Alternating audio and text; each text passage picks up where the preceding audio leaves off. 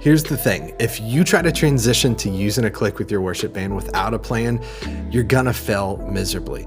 Your band's not going to like it. You're gonna be incredibly frustrated. It's just not gonna go well. And I don't want to see that happen to you. So in this video, I'm gonna share 5 steps to a proven process that if you implement, this transition is gonna go smoothly, your band's going to be happy, and you're gonna love the results. Now, this process is the same process that I've taught at worship conferences over the past 10 years, all over the world, and churches have learned through from studio to stage. I want to share that process with you today. Now, in last week's video, and I've linked to it in the description of this, we talk about why you should consider using a click with your worship band.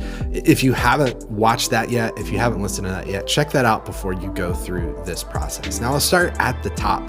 And this is a common mistake I see people make. If you're going to transition to using a click with your worship band, the number one most important thing is that you've first transitioned to in-ears. I see people so many times really get excited about using click. In order to use click, you've got to use in-ears, and they try to make that transition happen at the same time. And frankly, that's just not very smart. It's going to fail miserably because your band is learning, one, how to go from floor wedges to in-ears. They're learning how to mix their own in-ears, or they're learning how to communicate with the sound engineer to have the sound engineer mix their in-ears. And it's not great to try to learn multiple things at once. So make it easy on your band. Disciple and minister to your band well by helping them figure out one thing at a time. Number one, we're going to transition to in-ears, and then we're going to start the transition to click. So if you haven't already transitioned to in-ears, make sure you've got that figured out. Make sure you've got that piece figured out. Give your band some time to learn how to do it before you even consider transitioning to using click. That's super important. Number two, this may not apply in your situation, but if you're in a situation, a scenario where there's someone over you in leadership, you're maybe the music director and there's a worship leader, or you're a worship leader and there's a creative director over you. But in almost every situation, most of us watching this are someone who has a pastor or someone over us in authority. Make sure that leadership is on board. I've seen this fail and go bad so many times because people try to implement this. Someone in the band gets frustrated. That person in the band goes and talks to the pastor, and the pastor goes, wait, what the heck? What are you doing this for anyway? And the pastor pulls the authority card and says, nope, no click for you guys.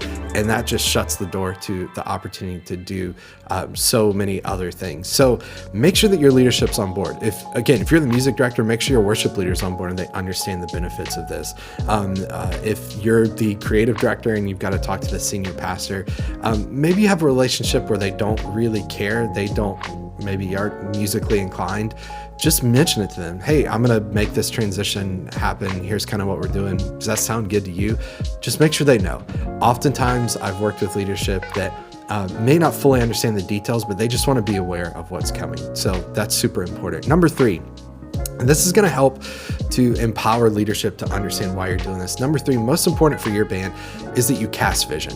Now, yes, if you transition to in-ears and you already got that, then we need to start casting vision. I see this happen so often, again, over the past 10 years that I've been teaching at worship conferences.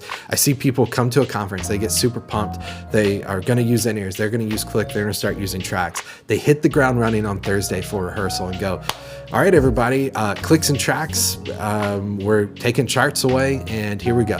And the band just kind of looks and goes, what the heck is happening? This guy has lost his mind. We can't do this. We've never done this before. You've got to cast vision to your band. Don't just come in hot and start using clicks and start using tracks. Here's what I should suggest. Review last week's video. Send it to your team. Let them watch. When you're casting vision to your team, don't start with, we are learning to do this so that we can better worship God and we can create a better experience for the congregation. Those things very well may be true, but you've got to start with them. We are selfish people. They don't care about how this is going to improve things for other people. They want to know what's in it for them. So just really quickly, I took a couple notes from last week's video. It's going to improve transitions, no more tapping tempo for guitar players or keys players. You can sync lights, lyrics, and video. You can open up the possibility to use tracks and so many other things. And then finally, it's going to give drummers freedom. That's just a couple bits and pieces that are going to help you cast vision to your team, but you want to have a conversation, say, hey, here's what I'm thinking of doing, and here's why.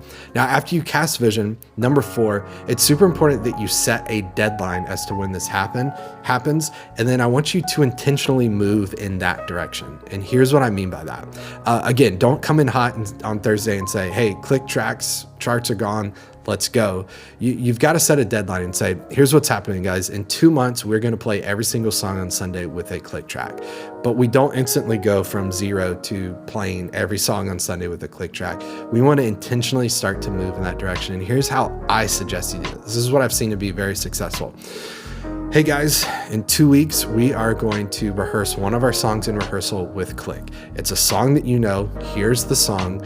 Be prepared, be ready for it. And we'll talk about something you can do in a moment that's going to help. But in 2 weeks, we're going to do that in rehearsal. Now, after you do that in rehearsal, odds are it may not go well. Maybe you luck out and it does go well and your band has practiced and they're prepared. Then from rehearsal, you say, okay, now in 2 weeks, in a week, we're going to do our closing song on Sunday with a click track. No one even cares about the closing song on Sundays. They're rushing out the door to get to Golden Corral for the Sunday buffet. They don't care. So pick the closing song. Then from there you go, okay, in 2 weeks in our next rehearsal, we're going to do all our songs with click. Whatever you want to do, you can add another song to the plan on Sunday, but you're going to slowly and intentionally move in that direction. You're going to cast vision as to why we're doing it. You're going to clearly state, here's our deadline as to when it's happening. And then you're going to slowly start to make that transition happen, but make it intentional. Communicate that to the band.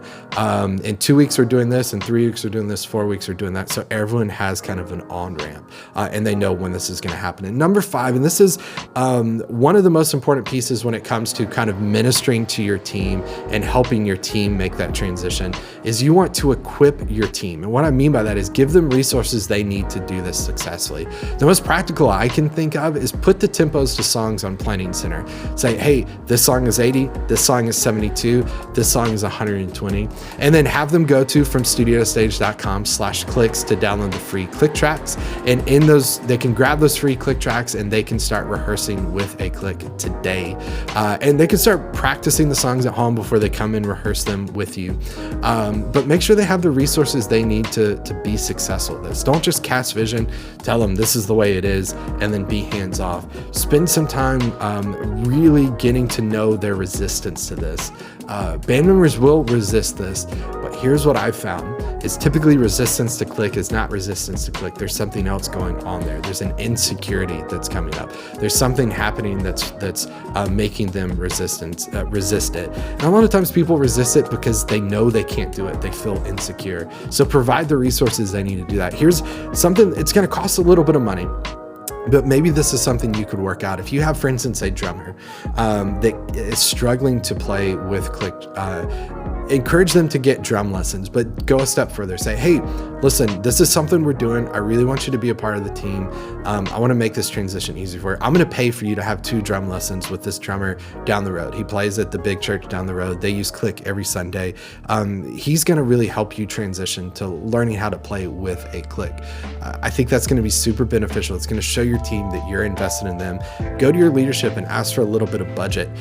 Take it away from your Christmas budget, your Easter budget for a giant performance where you're renting all this gear, and invest in your team.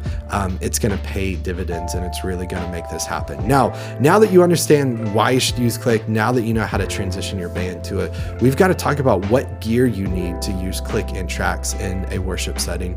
And I want to share that with you, but I'm going to share that next week. And in order to see that, you got to make sure that you subscribe to this channel and hit the bell icon so you're notified exactly when that video goes live. And I don't want you to miss out on that because I'm going to share step by step every single thing that you need in order to use click and tracks with your worship band. Thanks so much for watching this tutorial. We'll see you next week on the next one. Take care, everybody. Bye.